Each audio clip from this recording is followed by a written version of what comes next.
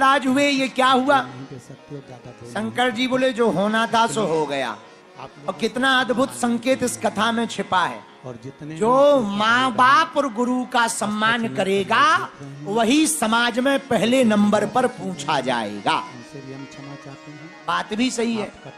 जो माँ बाप और गुरु का ना हो थोड़ा बहुत वो दूसरों का क्या खाक हो सकता है। लगता है तो हम आगे की कथाएं करेंगे। एक आदमी हमारे पास आया, आगे भी बिलासपुर, बोला गुरुजी शादी करनी है। काले कोसा छत्तीसगढ़। भाई हमें समझ में नहीं आ रहा माइक, तुम्हें आ रहा हो तो बताओ। हर हर महा, हमें नहीं आ रहा। जरा इसमें थोड़ा शार्पनेस डाल दो ताकि समझ में आवे। थोड़ा डबलिंग कम भी कर सकते हो, इफेक्ट कम कर। बोलो सीताराम, जोर से बोलो। महादेव की कृपा। और जोर से बोलो। अच्छा, हमको रिटर्न आवाज आ रही उस तरफ से, मनासा नगर ये में मंच के माइकों से। वापसी 7 दिवसीय बोलो गणपति बप्पा शिव महापुराण की मंगल मूर्ति। आहा, एक आदमी हमारे पास आया, बोले गुरुजी शादी करनी है। शंकरलाल जी हम कहा कर लो, शादी तो करनी है, युद्ध थोड़ी करना है, कर लो, आज्ञा है। गुरुजी ये लड़की की फोटो देखो, सही है? सीमा देवड़ा। हमने पर्चा लिया, पेन लिया, अपने गुरुजी से पूछा, हम का शादी ना करो तो ठीक है। बोले क्यों? हम का ऑलरेडी लगभग 3 इसकी शादी हो चुकी। ये धरा। बोला गुरुजी सही कह रहे हैं, 3 शादी उसकी टूट गई हैं, हम चौथे पति बनने वाले। तो हमने मुस्कुराते हुए कहा बुरा ना मानना, जो इतने जगह नहीं टिकी, मनासा नहीं आना चाहता, जरूरी थोड़ी है तुम्हारे पास टिक जाए। नगर है जहाँ। बोले आप विचित्र बात बोल रहे हैं। हम का विचित्र नहीं, सही है। जो अपने माँ बाप का ना हो वो तुम्हारा क्या खाक होगा। महादेव जो अपने गुरु का नहीं होगा वो दूसरों का क्या खाक होगा। जो पुरुष अपनी पत्नी का ना हो वो दूसरों का क्या हो सकता है। जिसमें और जो पत्नी अपने पति की ना हो वो दूसरों की क्या हो सकती है। इसीलिए एक सिद्धांतिक बात सुनने में जरूर कड़वी लगेगी, पर सिद्धांतिक बात है कि हम जिसके हैं अगर वही रहेंगे तो ही वास्तविक जीना है। तो अंदर की ओर चोट लगने, यही गणेश जी ने सिद्ध किया। माता पिता और गुरु की परिक्रमा करके बैठ गए गणेश जी महाराज। माता पिता को प्रथम पूज्य माना तो गणेश जी को देवताओं ने प्रथम पूज्य बना दिया। बोलो गणपति बप्पा मंगल मूर्ति, गणपति बप्पा। हमारे जीजा हो। एक कथा ऐसी मिली कि गणेश जी ने राम नाम की परिक्रमा दी। मुझे उम्मीद है पर दोनों कथाएं सत्य हैं। आप सभी माता पिता की परिक्रमा और राम नाम की परिक्रमा। भगवान शंकर के हृदय में तो राम ही बैठे। रामस्य हृदयम शिवः, शिवस्य हृदयम रामः। राम जी के हृदय में शंकर जी का वास है, शंकर जी के हृदय में राम जी का वास है। भैया जो माता पिता और अपने प्रभु की परिक्रमा करे, समझना उसने विश्व की परिक्रमा को कर लिया है। जो माता पिता और गुरु को प्रसन्न रखे, समझना उसने परमात्मा को प्रसन्न कर लिया है। बोलो जय सिया राम। बिटले सेवा समिति जोर से बोलो। यजमान के पद पर हमारे जीवन की एक घटना है। हमारे कलेक्टर, हमारे साथ में 2-4 लोग थे, बच्चे ही बच्चे। कमिश्नर, हमारा गांव जहाँ है गड़ा, वहां से मेन हाईवे की दूरी 5 किलोमीटर है। पुराना जमाना, हम पैदल पढ़ने जाते थे गंज, 5 किलोमीटर पैदल। बहुत सुचारू रूप से रोड नहीं था, कच्चा सड़क मार्ग था और उसका पत्थर डले थे। पूरी बिटले सेवा समिति। एक ढलान पड़ती है, उसका नाम है पनियाऊ की पुलिया। बस थोड़ा पानी वाली वहां पर, तो पानी पीने के लिए वहां पर पहाड़ के किनारे पर बहुत ऊंची घाटी है। इसलिए एक बार हमें रात हो गई, रात को चले आ रहे थे, 5-6 लोग पीछे लग गए। आस्था चैनल पर लाइव। उस जमानों में डकैतों का बड़ा डर रहता, मीडिया पर सुन रहे हैं। चोर डकैत गांव में मिल जाते थे आप एकांत। तो 4-5 लोग पीछे लग गए। थोड़ा बहुत भी हम समझ गए। हमने कहा अगर पकड़ेंगे भी तो किस पुस्तक के अलावा मिलेगा ही क्या। एक माला रहती थी, एक कॉपी रहती थी, पेन। हमने कहा लूट भी लेंगे सो तो ठीक है, पर लूटे सो दिक्कत नहीं है, पर हाथ पांव न टूटे। ये भी कथा लूटे है। ये तो ठीक है, पर हम ना टूटे। हमें टूटना बेकार है, लुटना बेकार नहीं है, टूटना बेकार होगा। हम पहले भी कथाओं में वो जैसे ही नजदीक आए तो लठ लिए थे, मुंह बांधे थे, हमें ध्यान है। शरीर थोड़ी शाम हो गई थी, रात हो गई थी, और आप बाबा की शरण में पीछे से चले आए। हमने कहा भैया कौन है? प्रेशर थोड़ा तेज था, तो वो कुछ नहीं बोले, बोले रुक जा। बैठ गई है जिससे सूजन और जैसे ही वो चिल्लाए कि रुक जा, हम समझ गए गुरुजी अगर इनके दाव में पड़ गए तो टूट जाएंगे। क्षमा चाहेंगे। परिचय ये बाद में पूछेंगे, पहले तोड़ेंगे फिर लूटेंगे। तो हमने दूर से ही चिल्ला के कहा भैया नजदीक मत आना, हम फलाने गांव के गड़ा गांव के पंडित जी, हमारे दादाजी पंडित श्री सेतुलाल गर्ग, उनके हम नाती हैं। पक्का है ना? तो वो सब लोग रुक और मेरे गए। जीजा अरे वाह कितने वाह बैठे वाह, हैं, एक बार पंडित जोरदार जी ताली के बजाकर नाती हो? आपकी हमने कहा तरफ हाँ से हम उन्हीं पता के है। नाती। वो लोग हम हमें स्वयं गांव तक मिलेंगे। छोड़ गए, बोले फिर तुम स्वयं चिंता ना करो, विघ्नेश्वर अगर शनि उनके नाती हो तो हम उन्हें जानते हैं, गांव तक छोड़ गए। हमने आके दादाजी को घटना बताई, लेकिन मन में आज एक बात आई कि जब दादाजी के नाम से चोर डकैतों से बच सकते हैं तो भगवान का नाम अगर लेना प्रारंभ कर ले तो संसार के चोर डकैतों संकटों से भी बचा जा सकता है। और इस कथा का लाभ तो धन्य है गणेश जी महाराज, माता पिता और राम नाम की परिक्रमा करके प्रथम पूज्य बन गए। बोलो गणेश भगवान की। इसलिए जन गढ़ श्री, अच्छा गणेश का अर्थ क्या?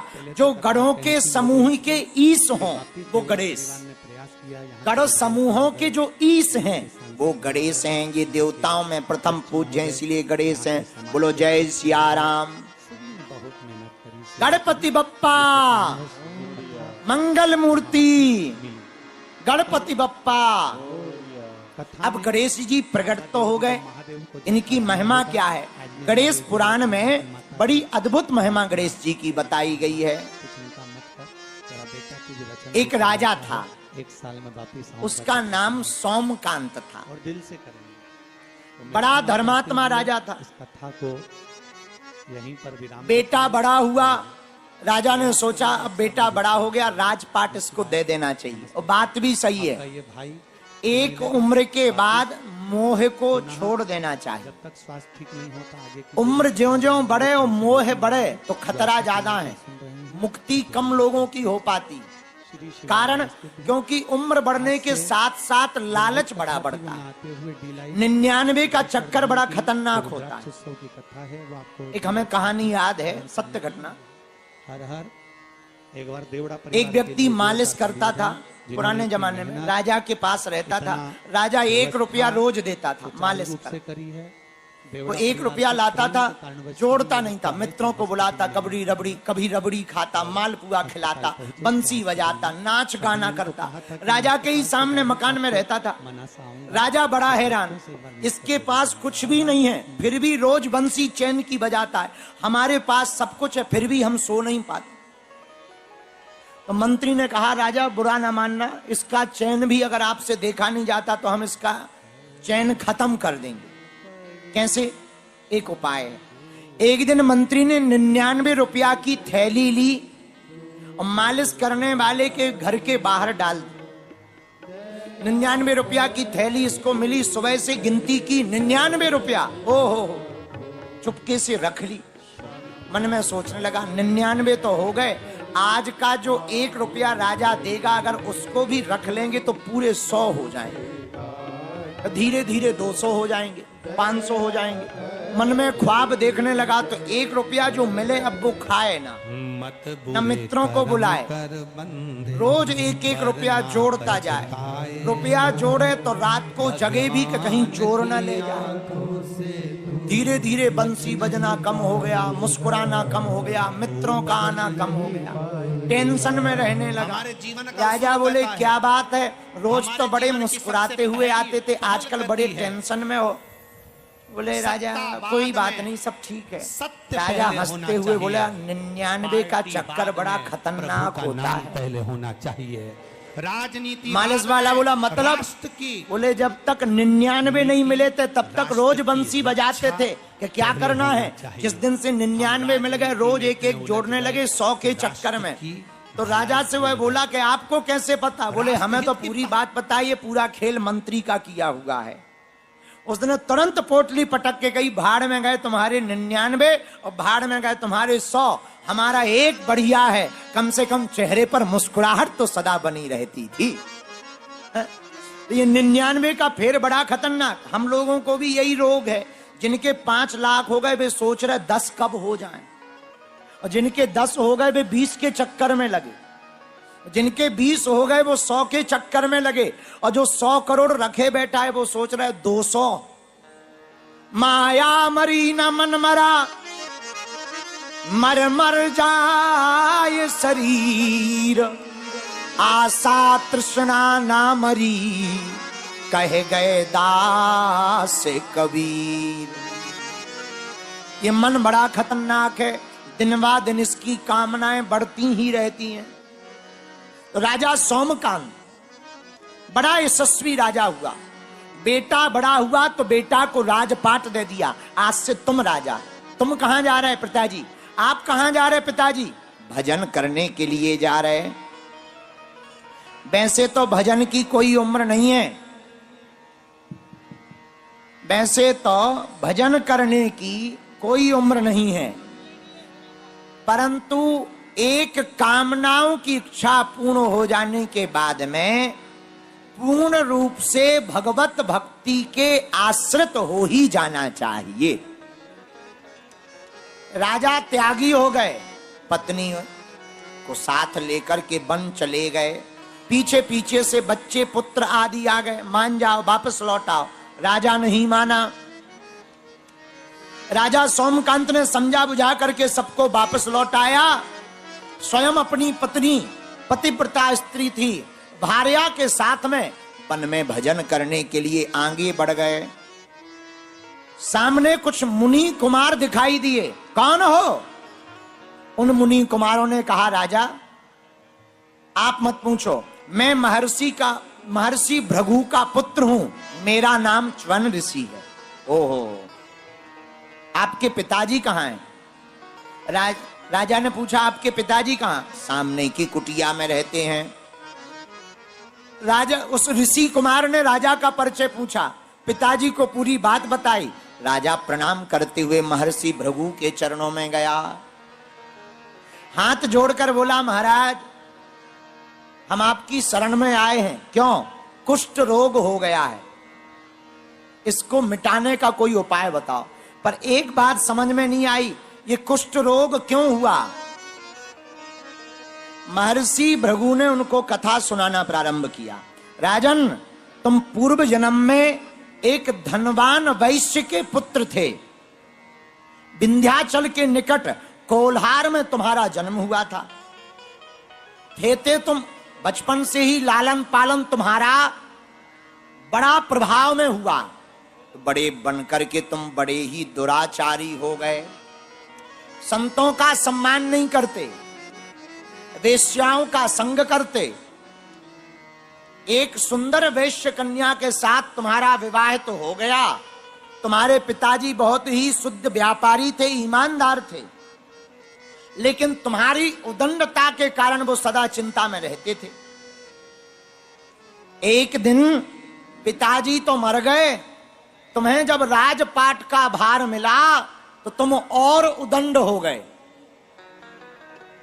धीरे धीरे इतने निरंकुश हो गए कि लोगों की हत्याएं करने में भी तुमको घृणा नहीं होती। उस राज्य के राजा ने, कोल्हार राज्य के राजा ने तुमको घर से निकाल दिया, तो तुम वन में आकर के लूट डकैती करने लगे।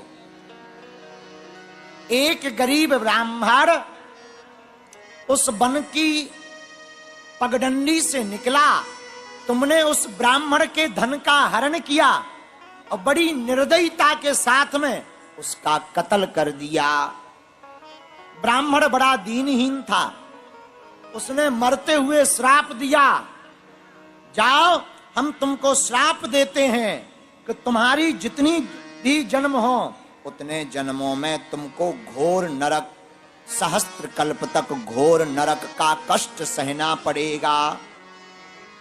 देखो, वैसे तो किसी को नहीं सताना चाहिए, किसी को भी सताना पाप है, पर धोखे से भगवान भक्त को तो सताना ही नहीं चाहिए। भगवान के भक्त को सताने का मतलब है भगवान को सताना। हरि रूठे कछु ठौर है, प्रभु रूठे नहीं ठौर। भगवान रूठ जाए तो ठौर है, हरि रूठे कछु ठौर है, गुरु रूठे नहीं ठौर। पर अगर संत महात्मा और गुरुजी अगर रूठ जाएं तो दुनिया में कोई भी इनको मनाने वाला नहीं है। ब्राह्मण नाराज हो गए, श्राप दे दिया, जाओ तुम महापाप के भागीदार बनो। हे सोमकांत राजा, जब तुम मरने लगे तो तुम्हारे शरीर में कुष्ठ रोग हो गया, बुढ़ापा आ गया, चलते बनता नहीं था। सोचा कि भोजन कहां करें, तो रेंगते रेंगते, डबलिंग को जरा कम करो, रेंगते रेंगते गांव के एक गणेश मंदिर में आ गए। तुमने गणेश जी के मंदिर में जाकर जितना लूटा हुआ धन था गणेश जी के मंदिर के निर्माण काम में लगा दिया, और उसी गणेश मंदिर में तुम्हारी मृत्यु हो गई। जब यमराज लेकर के गए, लेखा जोखा बनाया, तो लेखा जोखा में तुम्हारे महापाप पाए गए, पर एक पुण्य पाया गया। गणेश मंदिर का निर्माण का पुण्य पाया गया। तो धर्मराज ने पूछा, बताओ पहले पाप का कर्म भोगोगे या पुण्य का फल भोगोगे? पाप का फल तुम्हें महानरक में जाना पड़ेगा। अब पुण्य का फल, तुमने अपनी जिंदगी में एक ही पुण्य काम किया, गणेश जी का मंदिर बनाया है, सो तुमको एक जन्म राजा के घर में राजकुमार के बाद राजा बनने का सौभाग्य प्राप्त होगा। बताओ क्या भोगना चाहते हो? तो उस वैश्य रूपी जीव ने कहा, महाराज हम तो पहले पुण्य कर्म का फल भोगेंगे। महर्षि भृगु बोले, हे राजा सोमकांत, तुम उसी प्रभाव के कारण राजपुत्र के घर पर तुम्हारा जन्म हुआ और आज तुम राजा सोमकांत के रूप में प्रतिष्ठित हुए, परंतु पूर्व जन्मी पापों के कारण तुम्हारे शरीर में कुष्ठ रोग हो गया है। राजा बोला, महाराज अब तो हमें बड़ा डर लगने लगा, ये जन्म कुछ दिनों में चला जाएगा, हम फिर से महापाप में पड़ जाएंगे, नरक में जाएंगे, घोर यातनाएं मिलेंगी, फिर क्या करेंगे? तब महर्षि महाभृगु जी ने कहा, राजा एक उपाय है, तुम रोना बंद करो। इस जन्म में तुमने बड़ा धर्म किया है, पर अगर तुम प्रेम पूर्वक गणेश पुराण को श्रवण करोगे, गणेश जी की महिमा को श्रवण करोगे, तो तुम्हारे बाकी बचे हुए पाप के जन्म भी सुधर जाएंगे और पापों से मुक्ति मिल जाएगी और तुम्हारे सभी जन्म शाश्वत हो जाएंगे। राजा बोला, महाराज देर मत करो, हमको तो गणेश जी की महिमा सुनाओ। बोलो गणपति बप्पा मंगल मूर्ति। श्री भृगु जी महाराज राजा सोमकांत को गणेश जी की महिमा बतलाते हैं। गाइए गणपति जगवंदन,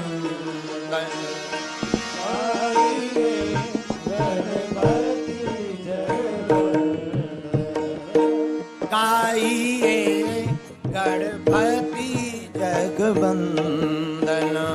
गाओ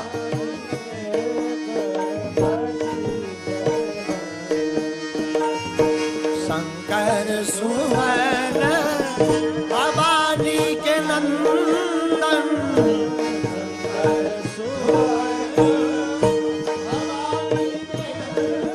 दोनों हाथ उठा के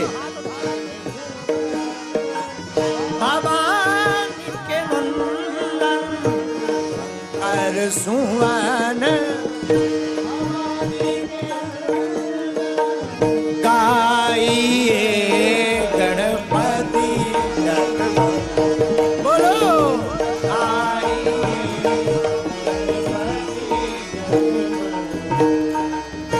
गाइए गणपति जगवंदना।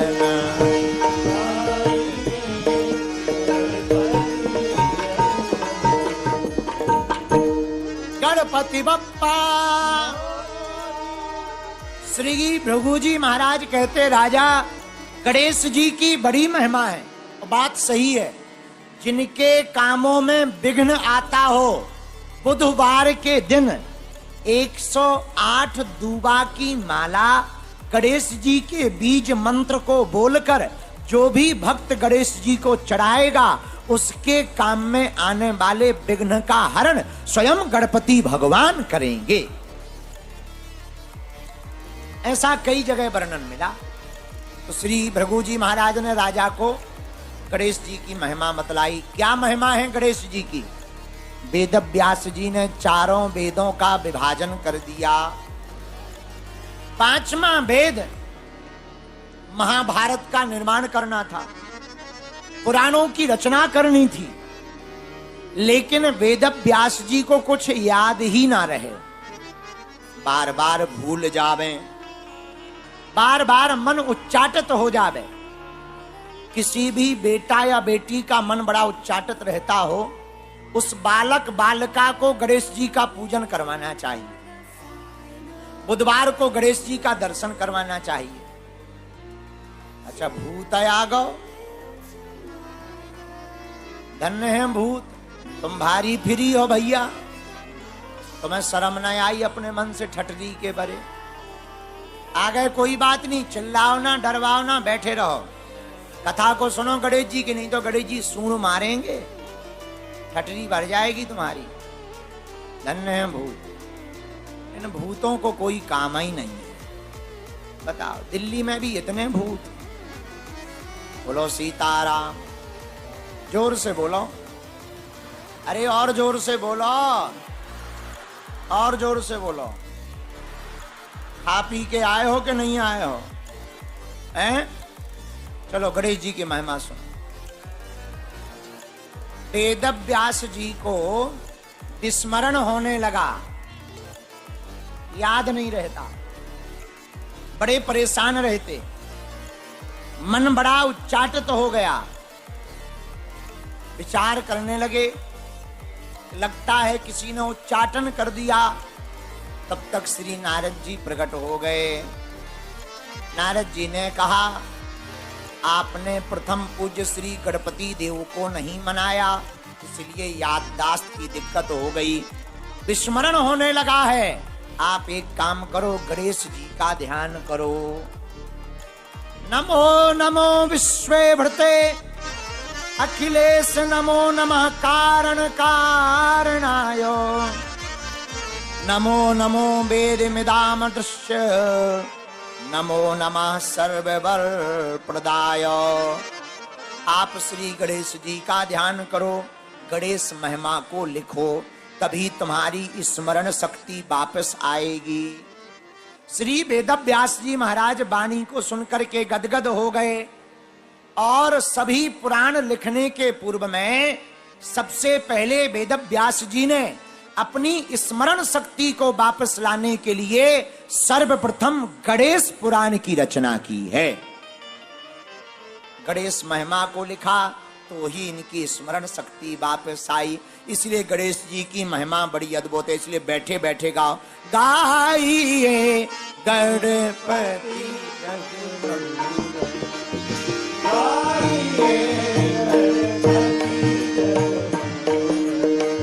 गाइए गणपति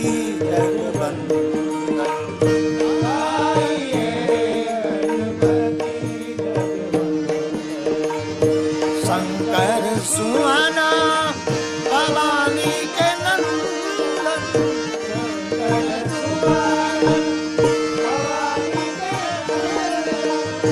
शंकर सुहाना भवानी के नंदन,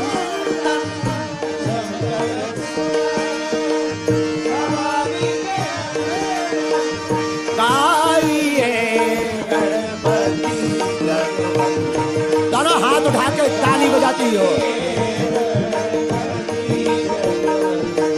ओ आइए गणपति जगदम्बन, आइए गणपति जगदम्बन। दोनों हाथ उठाकर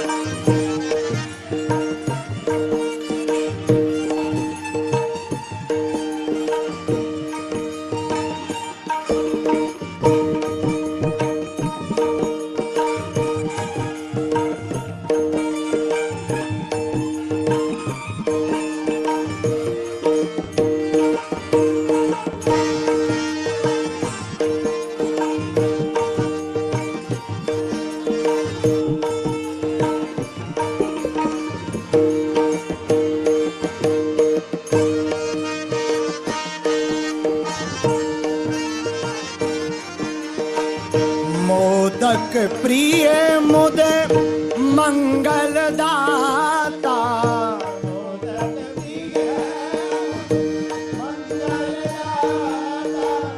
विद्या वारिधि बुद्धि विधाता,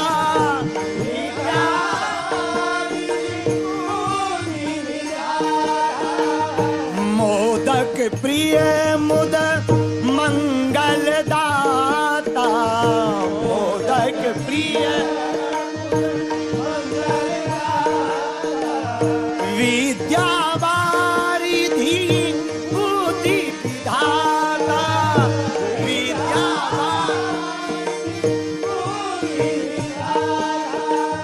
विद्या वारिधि बुद्धि विधाता।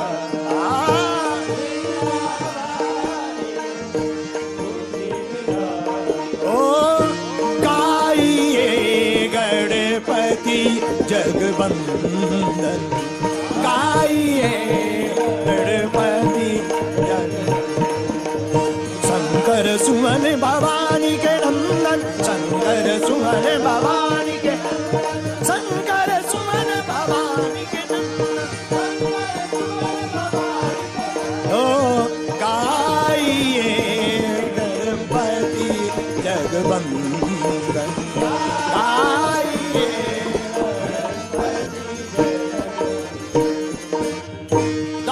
उठाकर गणेश भगवान को मनाओ। गणपति बप्पा,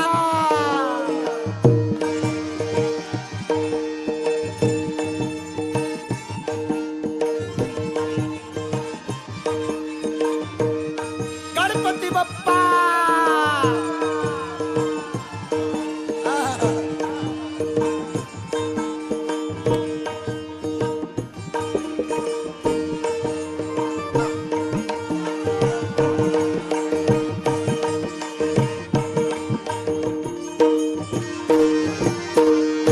सिद्धि सदन गज वदन विनायक,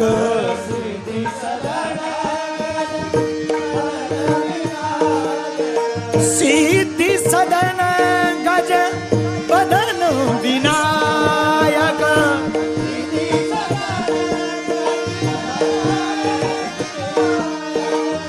सिद्धि सदन गज वदन विनायक,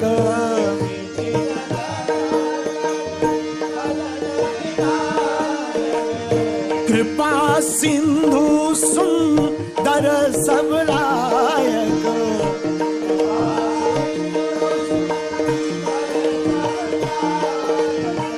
कृपा सिंधु सुंदर सबलायक,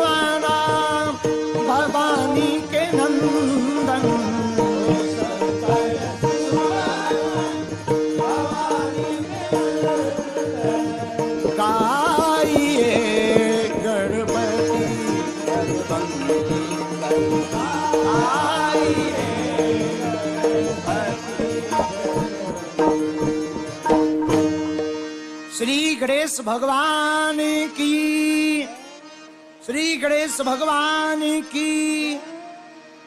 तो भगवान विघ्नेश्वर गणपति विघ्न हरता है, मंगल करता है, रिद्धि सिद्धि प्रदाता है, प्रथम पूज्य है। गणपति भगवान की महिमा का क्या कहना। एक बात और सुनो, गणेश भगवान की लंबी सूंड के कारण विनायक कहा जाता, पर कभी तुमने विचार किया कि इतने विचित्र रूप वाले भगवान प्रथम पूज्य क्यों हैं? इनकी एक आदत है, इनके स्वरूप में सब कुछ समाहित है। मुख अलग, पेट अलग। कभी पेट को गौर से देखना, एकदम तुंग है, खूब बड़ा है, भारी पेट के हैं। अच्छा, भारी पेट का मतलब ये नहीं है कि तुम लोग भी भारी पेट बना के चलो। भारी पेट का मतलब है उदार चरित्र, इतने उदार भाव के हैं, उदारता इनके अंदर कूट कूट करके भरी है। इसलिए तो इनको गज बदन कहा, और गज बदन के साथ विनायक कहा। सबके ऊपर विनयता के साथ में विघ्न को मिटा करके दया करने वाले कोई देवता हैं तो वो प्रथम पूज्य गणपति भगवान है। दूसरी बात, गणेश जी की एक बात यह है, इनके जो पिताजी हैं वो शंकर भगवान हैं, वो आदि देव हैं, इसलिए वो महादेव हैं। ये प्रथम पूज्य हैं। शंकर जी के जीवन में एक ही बढ़िया है, इनका पूरा खानदान पूजा जाता है।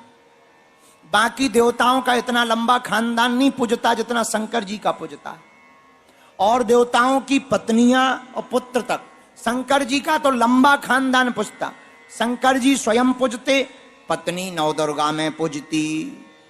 अच्छा, स्वयं पूजते सो तो ठीक है, पत्नी मां पार्वती दुर्गा रूप में पूजती सो तो ठीक है, बेटा गणपति प्रथम पूज्य भी इन्होंने बना रखा है।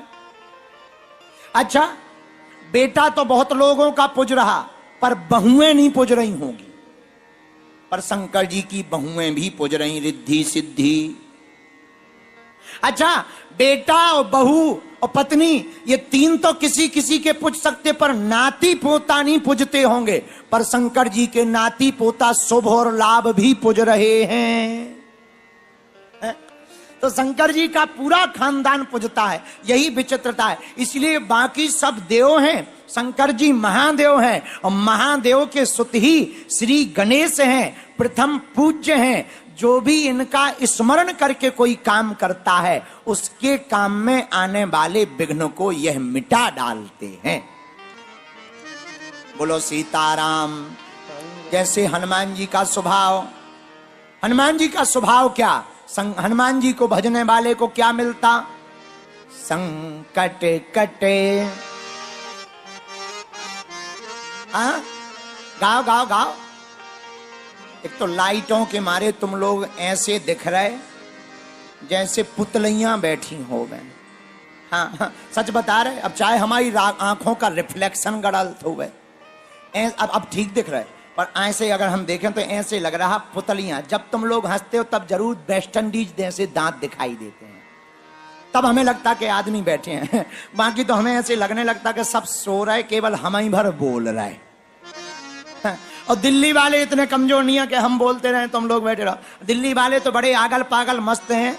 हमारे गांव में एक कहावत चलती, बोले भैया दिल्ली है दिल वालों की, बंबई पैसे वालों की। हनुमान जी का आवाहन, तो दिल्ली वाले तो हनुमान जी को बुलाते हैं, नाम संकीर्तन गाकर कलयुग के राजा श्री हनुमान जी को पुकार लगाते हैं। आइए सभी लोग प्रेम पूर्वक और भाव पूर्वक नाम संकीर्तन को गाएंगे।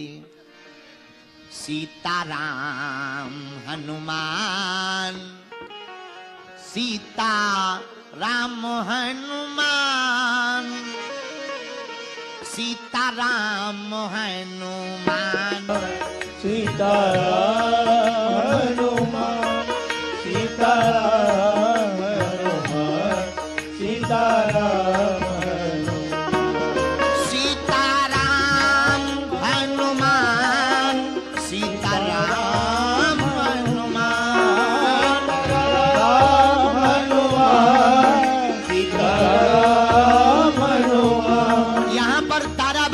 भगत कौन कौन बैठा जरा हाथ उठाओ। तो ताली कौन बजाएंगे? पाकिस्तान वाले। ऐसे उठाइए दोनों हाथ और गाइए, सीताराम हनुमान सीताराम हनुमान सीताराम हनुमान सीताराम हनुमान सीताराम हनुमान सीताराम हनुमान सीताराम हनुमान सीताराम हनुमान। न मुझे अपना मित्र धनवान चाहिए, न कोई मेहरबान चाहिए। न मुझे अपना कोई जिंदगी में धनवान चाहिए, न मुझे कोई मेहरबान चाहिए। मुझे तो अपनी जिंदगी में केवल और केवल बागेश्वर हनुमान चाहिए। दोनों हाथ उठा करके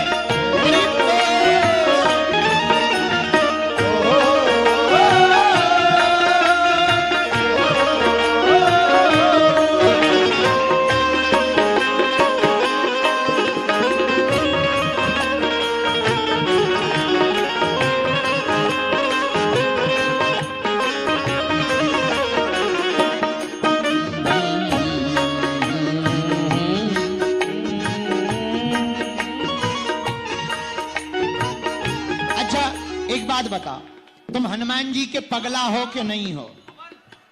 तो कच्चे हो कि पगले? पक्के हो? हैं? तो हरियाणा वाले कंजूस तो होते नहीं हैं, हैं? तो भाई ऐसे कैसे बैठे जैसे लठ खा करके घर से आए हो? दोनों हाथ उठाओ, बड़े भाव से गाओ।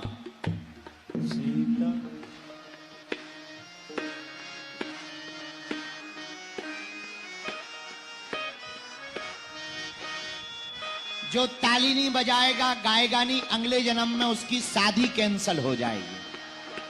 तो बाद में मत कहना ओ सीताराम। अब तो दयाल हरि शरण में लो बाबा, शरण में लो।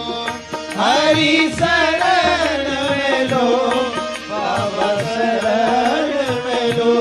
मेरी डूबती नैया पार करो, मेरी डूबती नैया पार करो। सीताराम हनुमान, सीताराम हनुमान, सीताराम हनुमान, सीताराम सीताराम हनुमान, सीताराम हनुमान, सीताराम हनुमान, सीताराम हनुमान।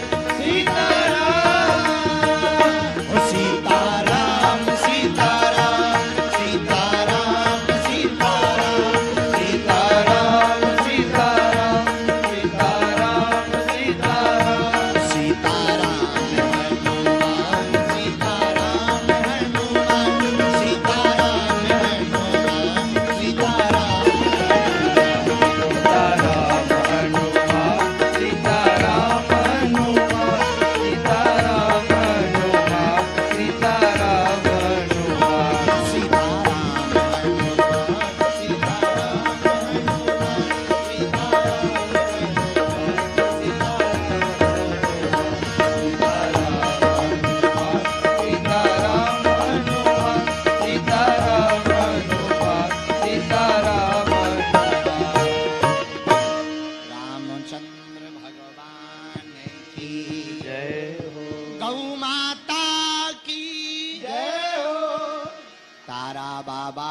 की, संत समाज की, बागेश्वर बालाजी की, गौ माता की, भारत हिंदू राष्ट्र की, सत्य सनातन धर्म की, अपने अपने मताई बाप की, हरियाणा के पागलों की, कथा करवाने वाले यजमान जी की, उनके पूरे परिवार की, कथा में आने वालों की, 3 बजे से जो बैठे मन ही मन में हमें गाली बक रहे, गुरुजी अभी तक नहीं आए, अभी तक नहीं आए, उन पगलन की भी, जो बाद में आके VIP बन करके बैठ गए उनकी भी।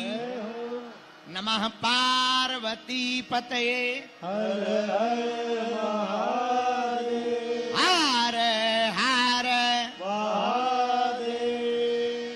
भैया हमारा माइक तेज कर दो, बैंड बाजा वारन को तनक स्लो कर दो, नहीं तो केवल बाजे ही भर सुना रहे ठटरी के बारे।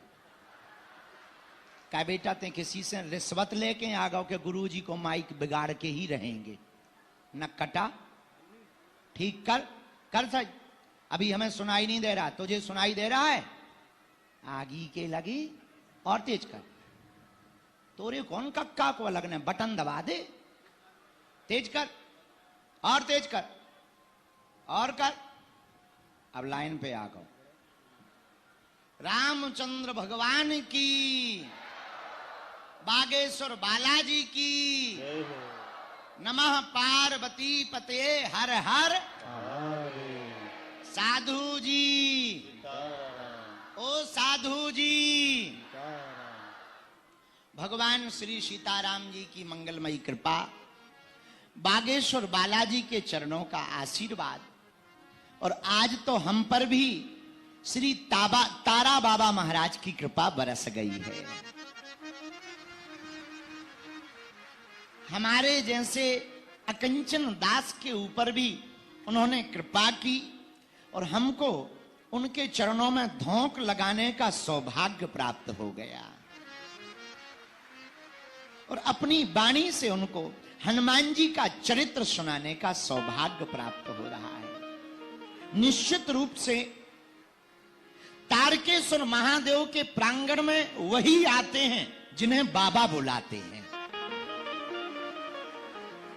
वरना कुछ तो घर पर पड़े पड़े ही चाय फुरक कर मर जाते हैं। हाँ, पर तारकेश्वर महादेव में वही आते हैं जिनको बाबा महाराज बुलाते हैं। ये उनके चरणों का प्रताप, गुरु जी के चरणों का आशीर्वाद, श्री कलिकुल शेखर पावन अवतार गोस्वामी श्री तुलसीदास जी की महिमा, पूज्यपाद श्री दादा गुरु जी का आशीर्वाद, उनके प्रताप के कारण श्री सन्यासी बाबा के चरणों को भी प्रणाम करते हैं। श्री सीतारामचंद्र भगवान के चरणों को प्रणाम। ज्ञानी नामाग्रगण्यम, श्री हनुमान जी महाराज को अनेक उपाधियां हैं, उनमें एक चीज हनुमान जी की हमें बड़ी प्रिय लगती, क्या? प्रभु चरित्र सुनबे को राम लखन सीता। ये हनुमान जी का क्या गजब का स्वभाव। मेरे पागलो जरा सीखो, बेहतरीन वक्ता बनना है तो बेहतरीन श्रोता बनना पड़ेगा। अगर आपको बढ़िया बाप बनना है तो पहले बढ़िया बेटा बनो, बढ़िया गुरु बनना है, बेहतरीन गुरु बनना है तो बेहतरीन चेला बनो, बेहतरीन ड्राइवर बनना है तो बेहतरीन कंडक्टर बनो, तभी आप बेहतरीन हो पाओगे। इसलिए हनुमान जी का स्वभाव क्या? प्रभु चरित्र आहा, राम लखन सीता। हनुमान जी महाराज ज्ञानी नामाग्रगण्यम सकल गुण निधानम वानराणाम धीसम रघुपति प्रिय भक्तम वात जातम नमामि। ऐसे अंजनानंदनम वीरम जानकी शोकनाशनम कपीस मोक्ष हंतारम वंदे लंका भयंकरम। श्री हनुमान जी ऐसे दयालु हैं, इतने ज्ञानी होकर के भी कथा के रसिक हैं। इससे सिद्ध होता है कि कथा इंसान की व्यथा को मिटा देती है। ऐसे श्री बागेश्वर हनुमान जी के चरणों को प्रणाम करते हैं, श्री तुलसीदास जी के चरणों को प्रणाम करते हैं। एवं यह सिरसा के आगल और पागल विराजमान है, पूरे पंडाल में बैठे हैं 3 बजे से। हमें आ तो जाना था 4 बजे कथा में, लेकिन हम आए ही 3 बजे हैं। पहले कल आना था तो संतों की आज्ञा लग गई तो हम राजस्थान चले गए। राजस्थान में सीकर के पास एक बहुत दिव्य संत हुए थे, परम पूज्य श्री रेबासा वाले पूज्य महाराज जी। उनका कुछ दिन पहले शरीर शांत हो गया। हमको खबर लगी, व्यस्तता हमारी ज्यादा थी। रामानंदी संप्रदाय के बहुत बड़े महात्मा थे, तो हमें उनके चरणों में पहुंचना था। तो पूज्य श्री मलूक पीठ वाले महाराज जी वहां थे, और हम स्वामी रामदेव जी और हमारे बहुत ही प्रिय अनुज श्री आचार्य इंद्रेश उपाध्याय जी, उनके साथ कल हम फिर वहां राजस्थान चले गए। वहां से हमें हो गई रात। हमने रात हो गई, अब नहीं बनेगी बात, क्योंकि महंगी हो गई रात। तो फिर हमको श्री गोपाल जी ने भी कहा कि गुरुजी कल आ जाओ। और सुबह हम जल्दी तो उठे, पर 1-2 कामों में व्यस्त हो गए। चील गाड़ी थोड़ा देरी से उड़ी, चील गाड़ी थोड़ा देरी से उड़ी, लेकिन अंततो गत्वा 1:30 बजे 2 बजे के लगभग हम आपकी जिला सिरसा में आ गए सो कथा में आ गए। लेकिन अब आ गए, अब 5 दिन नहीं जाएंगे। नहीं, बीच में 1 आध दिन जा सकते हैं, ऐसा कोई बंधन थोड़ी है। कौन हमने तुमसे कर्जा लिया है कि नहीं जाएंगे? जा भी सकते हैं, साधु है, नदी और साधु का कोई ठिकाना थोड़ी है, जा भी सकते हैं। लेकिन जाएंगे तो भी यहीं आएंगे, 5 दिन तो यहीं कथा सुनाएंगे।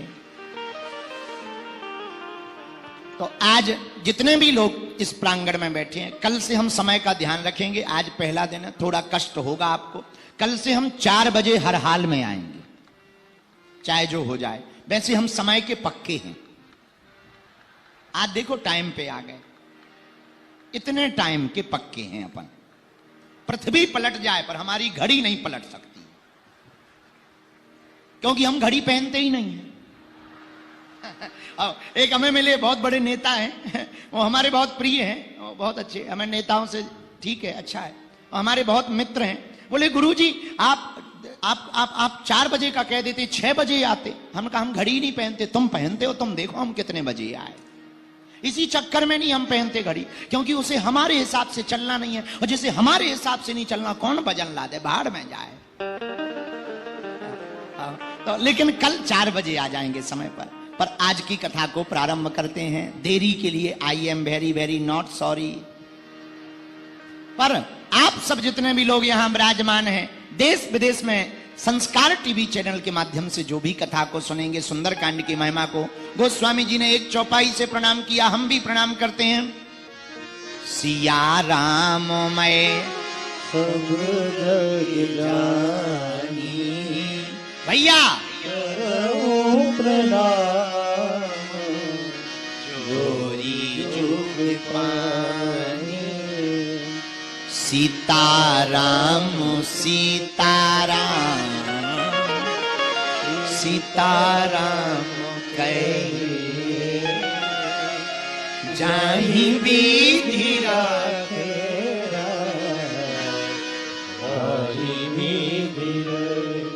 साधु जी। धन्य है भगवान की कृपा। आहा, ये सौभाग्य होता है, सिरसा वालों का सौभाग्य है। इसीलिए सौभाग्य है, शिव की नगरी में तुम्हारा जन्म हुआ है। भगवान शंकर की नगरी, और केवल शंकर की नहीं, संतों की नगरी, एक से एक महात्मा हुए, ऐसी धार्मिक नगरी। हम तो अगर ये भी कहें तो अतिशयोक्ति नहीं, हरियाणा की सांस्कृतिक राजधानी अगर सिरसा को कहा जाए तो अतिशयोक्ति नहीं है। धार्मिक राजधानी है, अध्यात्म की राजधानी है। धन्य है सिरसा। यहाँ के कंकड़ कंकड़ में शंकर का वास दिखाई देता है।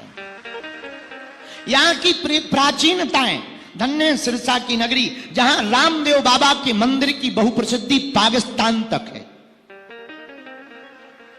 हमारा सिरसा ऐसा है जहां संत भगवान गुरुद्वारा के रूप में भगवान संत श्री गुरु गोविंद सिंह का जहां पर गुरुद्वारा है, जहां पर पूरे देश भर के सरदार सिख समाज के हमारे भाईजन आते हैं और मत्था टेकते हैं, ऐसी भूमि सिरसा की भूमि है।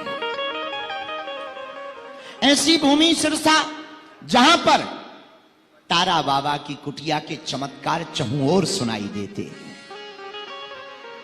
ऐसी भूमि सिरसा जहां 108 फीट के भगवान महादेव की दिव्य मुस्कान की छटा बड़ी दूर से दिखाई देती है, जिन्हें तारकेश्वर महादेव कहा जाता है। ऐसी भूमि सिरसा जहां की चर्चा, राधा स्वामी सत्संग की चर्चा सर्वत्र सुनाई देती है। ऐसी भूमि सिरसा में जो हरियाणा की सांस्कृतिक नगरी है, हम आए हैं।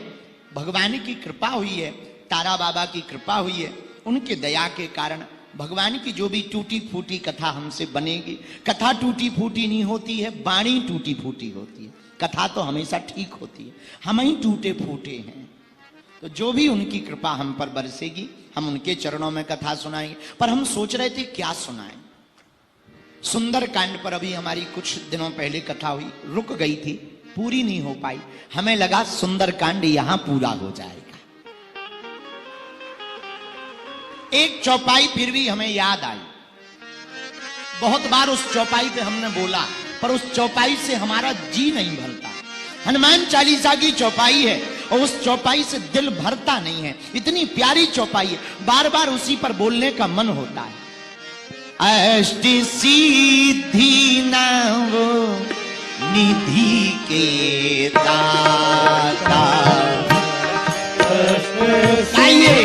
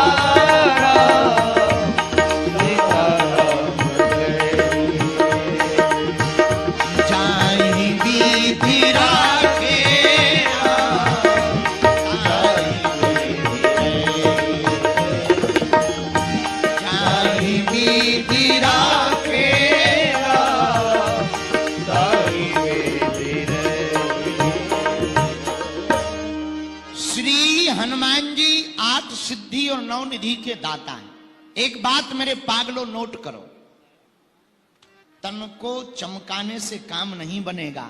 तन का सुंदर होना बड़ी बात नहीं है, मन का सुंदर होना बहुत बड़ी बात है।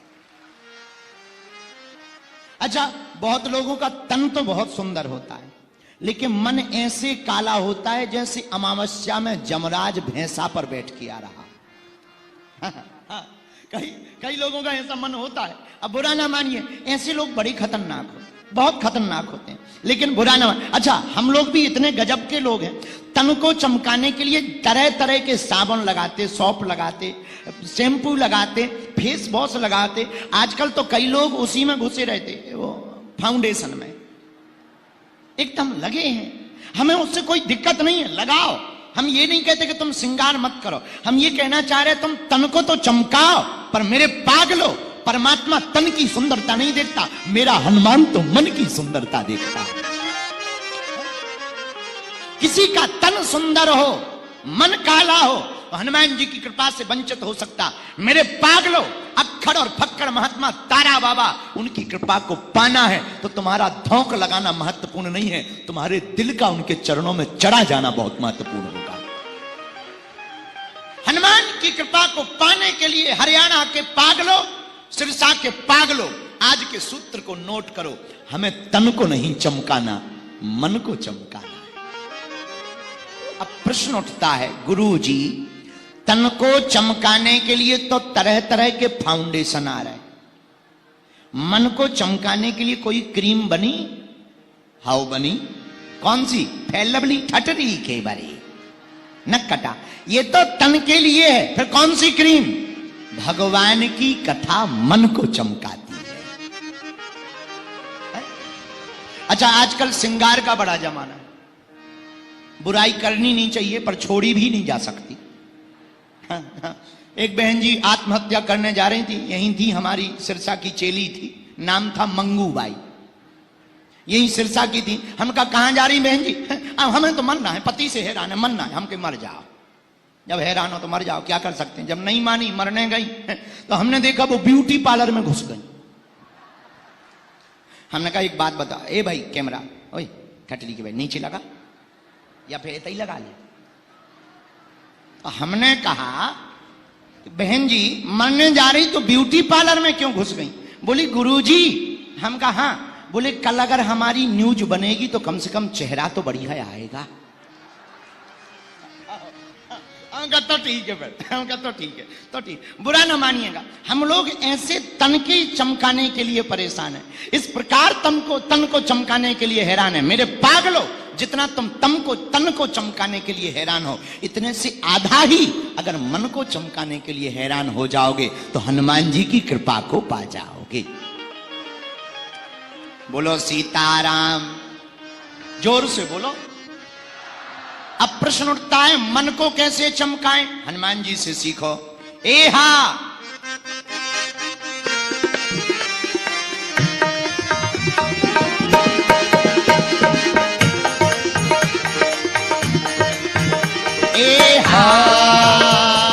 प्रभु चरित्र सुनवे को रसिया, राम लखन सीता मन बसिया।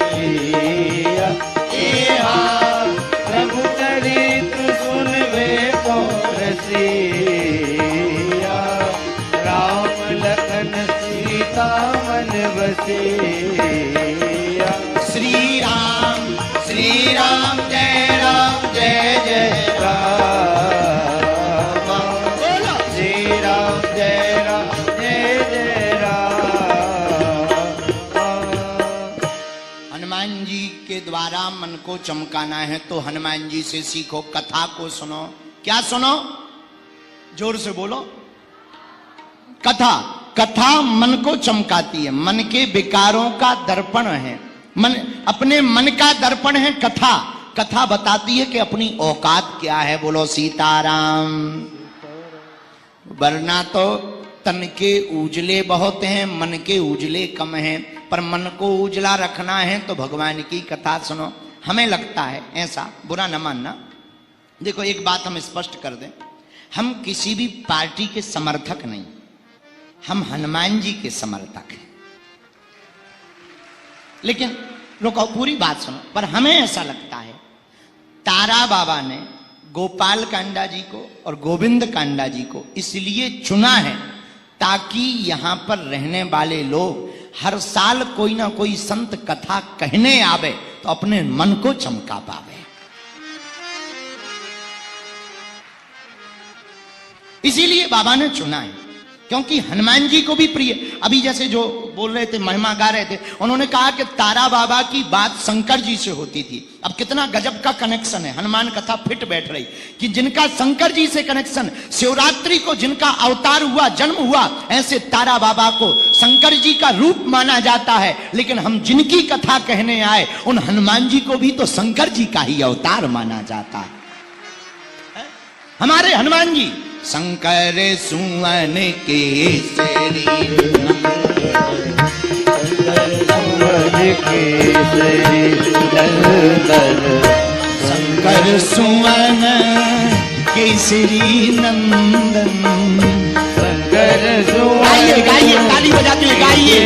नंदन शंकर सुवन केसरी नंदन। शंकर सुवन केसरी नंदन तेज प्रताप महाजगत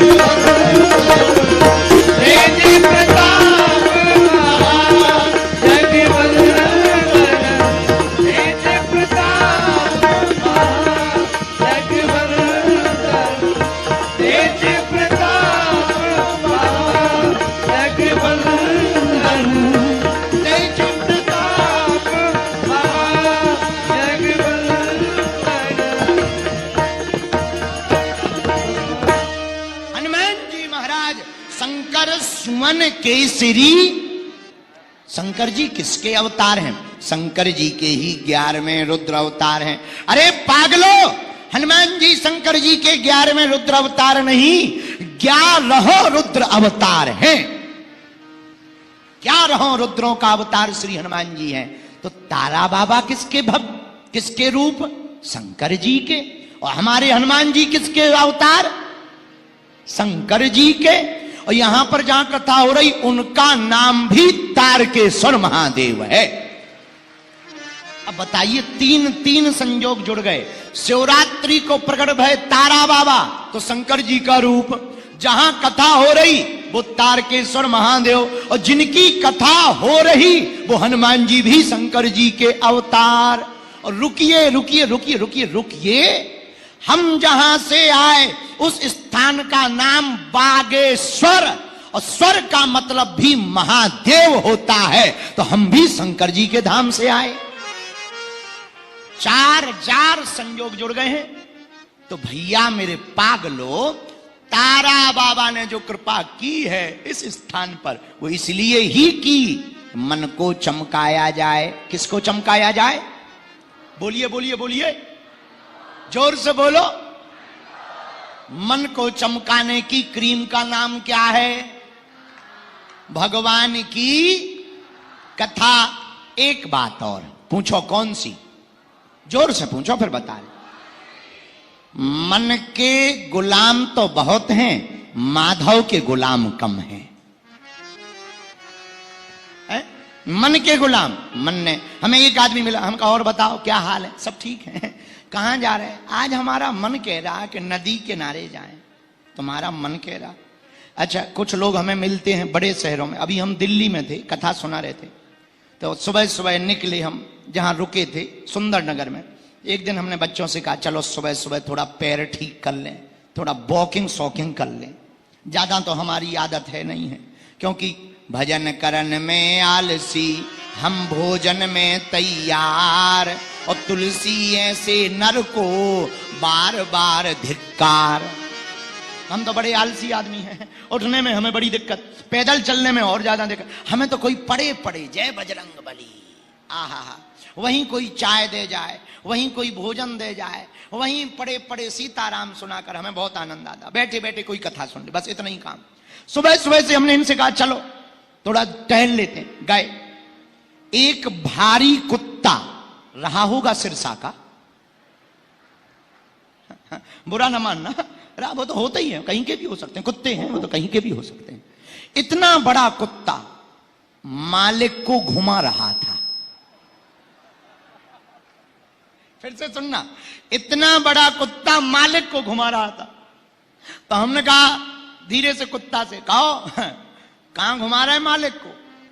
तो मालिक बोला चुप हो जाओ, ये हमें थोड़ी घुमा रहा, हम कुत्ता को टहला रहे। हमने कहा झूठ मूठ की बात है, मत बोलो हमारे सामने, हम गुरुजी हैं। बोले कैसे? हमने कहा देखो, जो टहलाता होता है, जो चलाता होता है वो आगे होता है, चलने वाला पीछे होता है, और वो यहां उल्टा है, कुत्ता आगे है, तुम पीछे हो। और मालिक कौन? कुत्ता। बोले कैसे? हमने कहा जहां जहां कुत्ता जा रहा वहीं तो तुम जा रहे हो। अब बताओ कौन किसको घुमा रहा है, तुम ही निर्णय करो। तो उन्हें भी समझ में आ गया कि हमको कुत्ता टहला रहा है। अच्छा, जहां कुत्ता जा रहा है वहीं व्यभिचार है, इसका मतलब कुत्ता मालिक हुआ, तुम नौकर। यही हम लोगों का हाल है। कुछ लोगों से कहो भैया कथा सुन लो, गुरुजी मन ही नहीं लगता।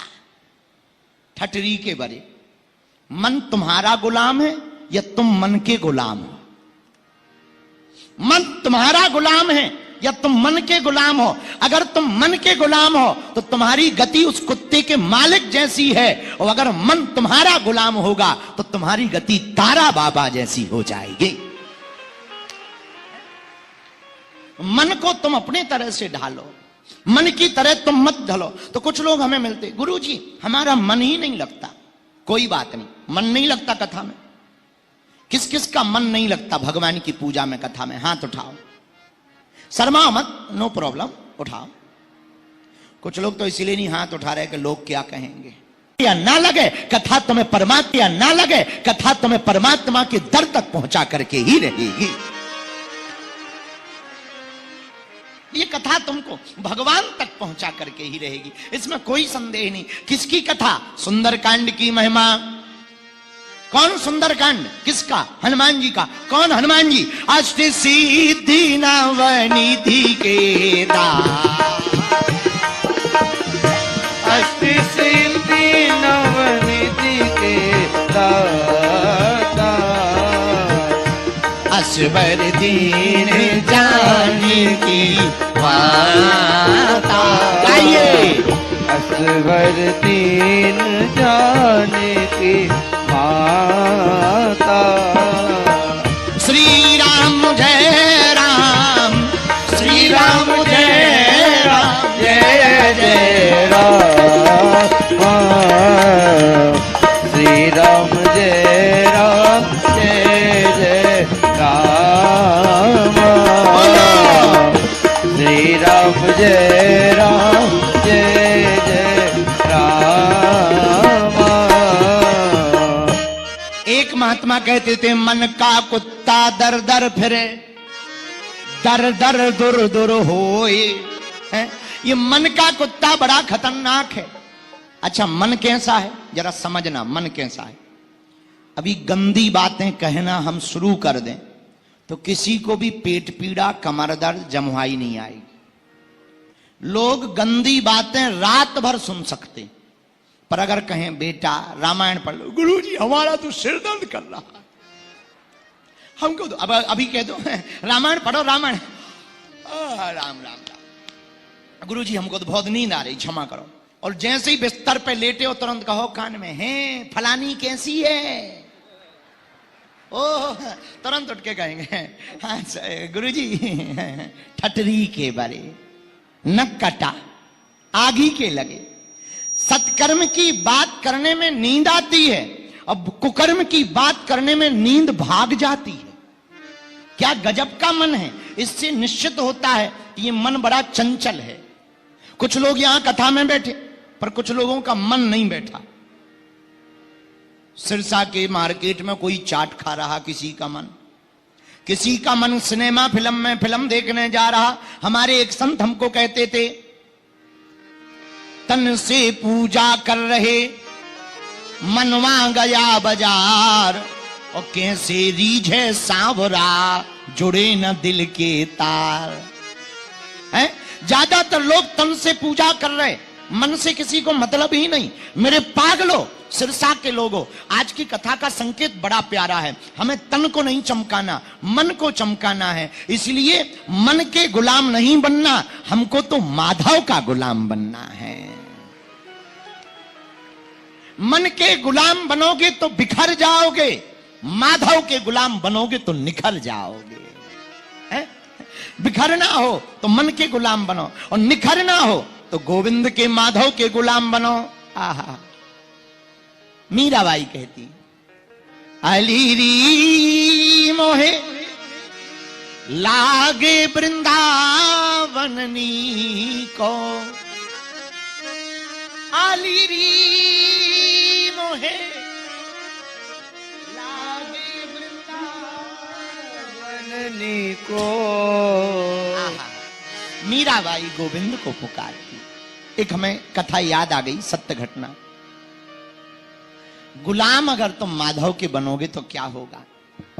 हमको एक कथा चरित्र याद आया, सत्य घटना है।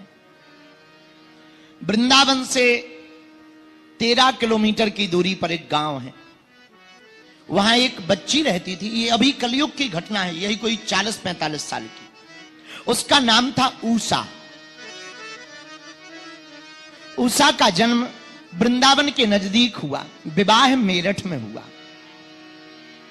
वृंदावन के पास उसकी मां रहती थी। मां बड़ी भक्तनी थी, क्योंकि मां को कोई जब संतान नहीं थी तो लगभग 1944 के बाद वो वृंदावन जाना प्रारंभ कर दी थी। उस वक्त उसका जन्म हुआ था, ऊषा की मां का। किसी ने कहा कि एक काम करो, वृंदावन जाओ, वृंदावन में बांके बिहारी से जो भी मांगते हैं मिल जाता है। आहा, ऊषा की मां का नाम था गायत्री।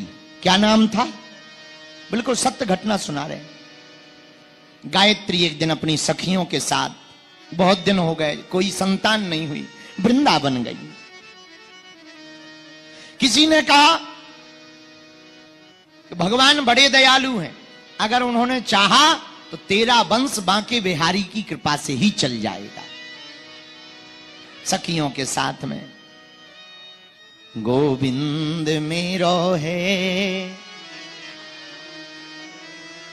गाती हुई जा रही है। 13 किलोमीटर की दूरी कीर्तन करते हुए हर अमावस्या को जाती थी और गाती थी, गोविंद मेरो है, गोपाल मेरो है।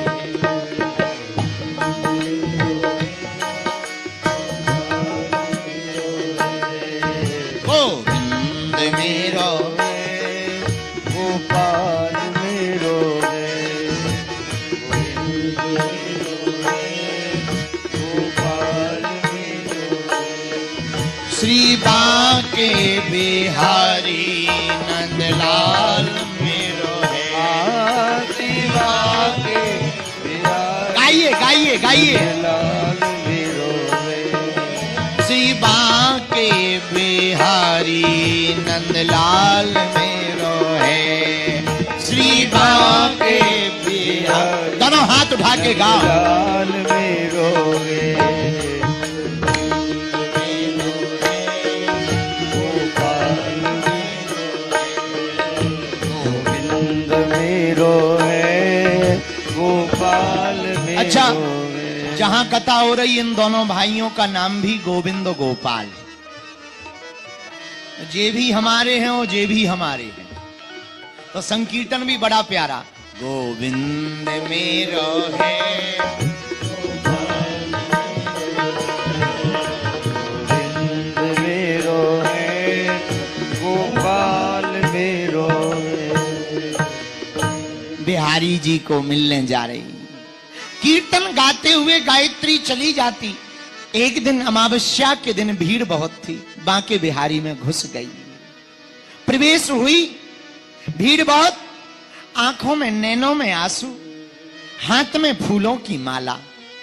बुरा न मानना, बन जाते हैं लाखों रिश्ते जब पैसा पास होता है, टूट जाता वो रिश्ता गरीबी में जो सबसे खास होता है। गरीब घराने की महिला रोती ही हाथ में फूल माला लेकर के ठाकुर जी के चरणों में गई। एक गोसाई जी मिल गए। पंडित जी, कहां जा रही हो? दर्शन करना है। रो क्यों रही?